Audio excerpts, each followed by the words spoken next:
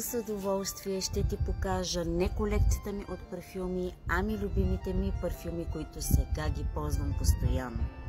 А именно ето тези парфюми на Парфен, които съвсем случайно попаднах на тях в TikTok.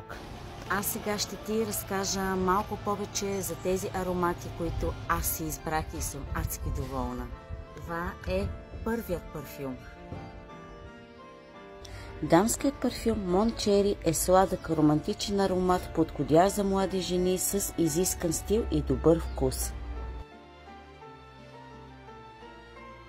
Ето го и парфюм номер 2.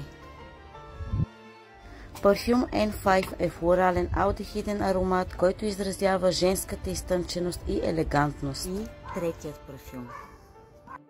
Rouge Hour 2 е свеж, ярък и младежки аромат, който ще ви спечели със своя жив мирис. Компанията специализира в разработването на продукти с модерен дизайн и изтънчен външен вид. Това беше от мене. Чао!